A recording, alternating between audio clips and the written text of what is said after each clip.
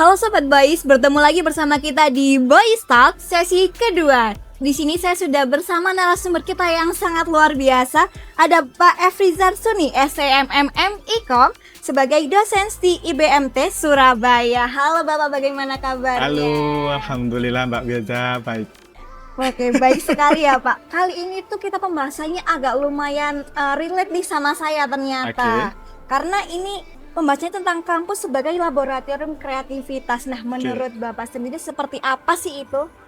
Ya, kalau kita berbicara kampus sebagai laboratorium kreativitas adalah bahwa kampus itu harus bisa mewadahi setiap aktivitas yang ada di kampus, terutama khususnya sebagai objek adalah mahasiswa, itu bagaimana kita bisa mengeksplorasi kemampuan semua mahasiswa itu menjadi mahasiswa yang kreatif.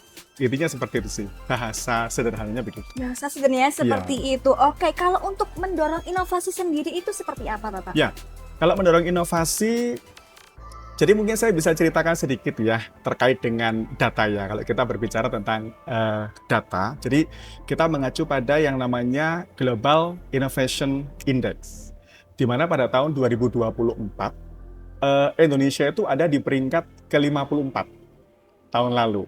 Ini jauh lebih baik dibandingkan tahun-tahun sebelumnya, karena di 2020 kita ada di peringkat ke-85. Artinya cukup signifikan ya. Nah, salah satu indikatornya adalah terkait dengan bagaimana kurikulum pendidikan di universitas dan juga bagaimana riset itu dijalankan. Itu salah satu indikatornya. Tapi yang mungkin menjadi catatan adalah, meskipun kita ada di peringkat ke-54, tapi sebetulnya kita masih ketinggalan dengan beberapa negara tetangga kita.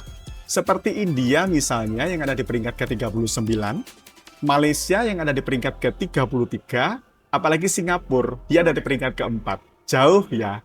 Tapi kita melihat bahwa di Indonesia sendiri untuk indikator di bidang pendidikan dan juga riset, itu kita poinnya cukup tinggi, skornya yaitu 90. Dan menurut saya ini kan cukup signifikan, artinya bahwa sistem pendidikan di Indonesia itu kurikulumnya itu rata-rata sudah mengacu pada bagaimana kreativitas itu dibangun. Betul. Gitu ya, ini mungkin kita berbicara tentang data terlebih dahulu.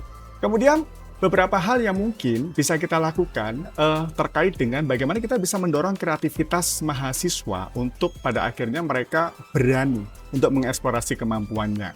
Yang pertama yaitu kita bisa melihat bagaimana kampus bisa menciptakan budaya inovasi dan kreativitas di kampus. Itu yang paling penting ya. Sebagai misal adalah bagaimana kampus bisa menciptakan ekosistem inkubator bisnis, kemudian menyediakan fasilitas seperti ekstrakurikuler yang bisa mendukung mahasiswa sehingga mereka bisa mengeksplorasi kemampuan mereka. Ya, terutama terkait sama kreativitasnya. Kemudian yang kedua adalah dosen itu tidak hanya sebagai transfer knowledge, tapi dosen di sini berperan sebagai fasilitator. Bagaimana dosen bisa mendorong setiap mahasiswa itu bisa memunculkan ide kreatif yang mereka punya, memberikan kebebasan ruang untuk bisa mengeluarkan setiap ide yang mereka miliki. Dan yang ketiga pastinya terkait dengan infrastruktur ya. Bagaimana kampus bisa menyediakan infrastruktur yang baik, seperti misalnya kolaborasi antar fakultas misalnya.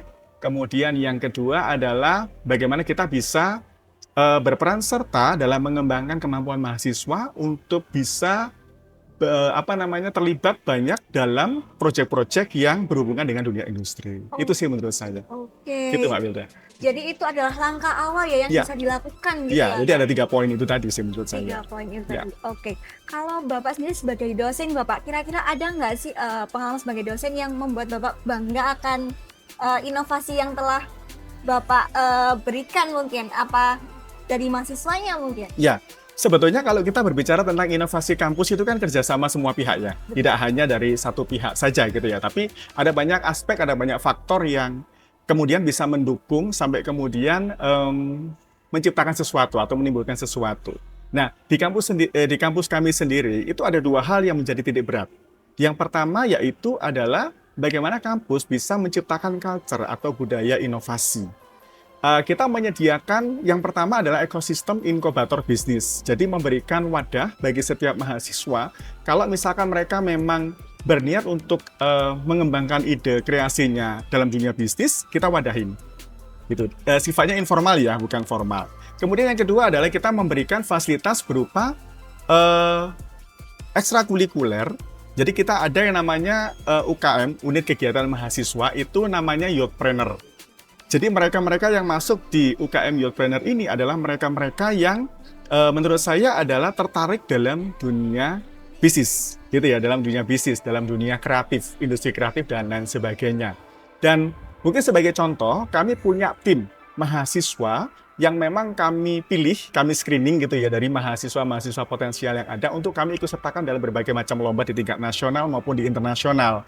Dan alhamdulillahnya hasilnya pada tahun lalu di 2024 salah satu tim dari bentukan yang sudah dilakukan oleh kampus kami itu berhasil menjadi juara 1 dalam lomba entrepreneurship tingkat nasional pada saat itu. Iya, begitu sih Mbak. Wow, jadi memang Bapak juga berbicara atas berdasarkan pengalaman nih. Yes, berdasarkan pengalaman. Oke, tapi untuk mungkin generasi muda seperti saya nih Bapak yang kadang tuh masih ragu gitu, mungkin apakah saya cocok ya di bidang ini ataupun untuk eksplor ke misalnya kewirausahaan seperti itu. Mungkin ada saran ataupun tips? Iya, kalau generasi muda menurut saya ya, jangan pernah takut untuk mencoba. Itu aja sih, yang pertama itu. Kemudian cari aktivitas, saya yakinlah bahwa semua kampus itu pasti mewadahi dan memfasilitasi dengan berbagai macam kegiatan yang kampus punya ya, gitu ya. Jadi setiap mahasiswa tinggal mencari kira-kira kegiatan apa yang paling cocok, gitu. Jangan sampai kita, oke lah kita ikut ini, kita ikut itu, tapi sebetulnya kita nggak tahu tujuan kita mau kemana, hanya untuk fun aja gitu ya. Tapi lebih baik kita fokus kepada kalau misalkan kita ingin mengembangkan ide kreatif ya, kita mencoba untuk masuk di UKM yang memang sifatnya untuk mengembangkan kreativitas. Seperti itu sih. Nah, kalau misalkan dari sisi mentalnya sendiri, kalau saya sih cuma bisa bilang bahwa anak muda jangan takut gagal. Justru gagalnya harus dihabisin ya. Supaya ketika nanti tiba masanya sudah nggak bisa ngapa-ngapain lagi, seperti kita sudah keikat sama keluarga dan sebagainya, kita sudah ada di posisi yang menurut kita sudah bagus gitu. Menurut saya seperti itu. Berarti tidak ada penyesalan ya Pak? Iya, jangan sampai ada penyesalan kemudian hari. Yang paling penting adalah bagaimana kita bisa menyikapi setiap problem ya. Pasti kan kita kan pada saat proses belajar kita pasti punya problem. Agak struggling ya, kita pasti menemui hambatan, tantangan dan lain sebagainya. Nah, mumpung masih muda, justru itu harus dihadapin. Iya, betul sekali. Karena tekanannya nggak ada, kita nggak punya orang di belakang kita, keluarga yang kalau misalkan kita gagal nih, ini nggak makan, kan nggak ada kayak gitu ya. Jadi artinya kan kita kan free.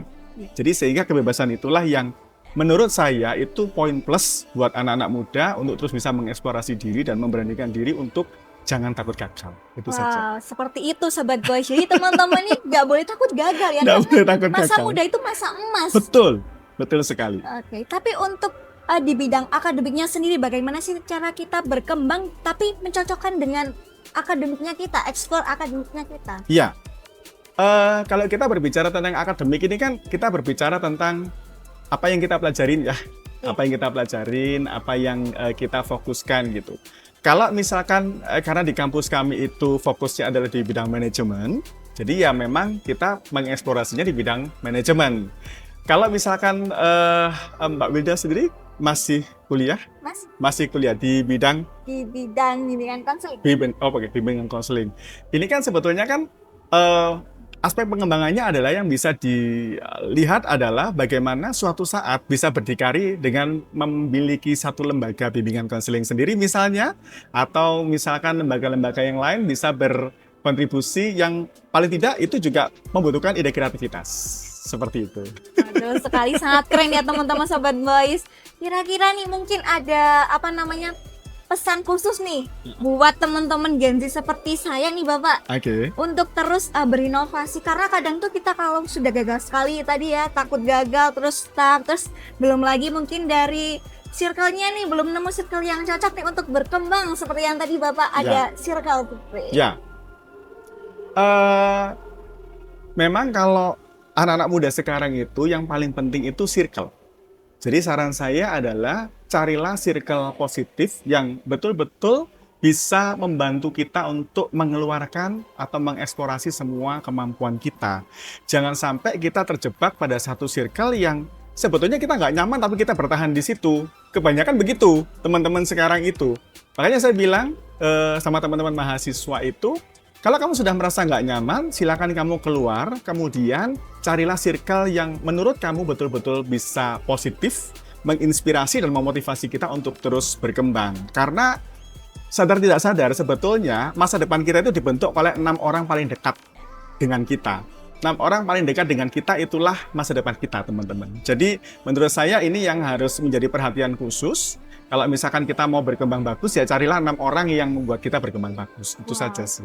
Kira-kira 6 orang ini siapa saja nih Bapak? 6 orang ini ya paling tidak yang bisa memotivasi dan menginspirasi kita untuk terus mengeksplorasi setiap kemampuan kita sih. Jadi dia menghargai, bisa dari lingkungan kita, bisa dari pertemanan kita, bisa dari mungkin komunitas atau teman organisasi kita gitu ya. Jadi intinya kita harus mencari orang-orang yang betul-betul bisa menarik kita sehingga kita itu tidak pernah ngerasa capek, kita nggak pernah ngerasa sendiri untuk terus membuat kita berkembang. Intinya seperti itu sih. Banyak banget ya teman-teman pesan dan manfaat yang kita peroleh dari perbincangan kita kali ini ya Bapak. Oke, terima kasih. Iya.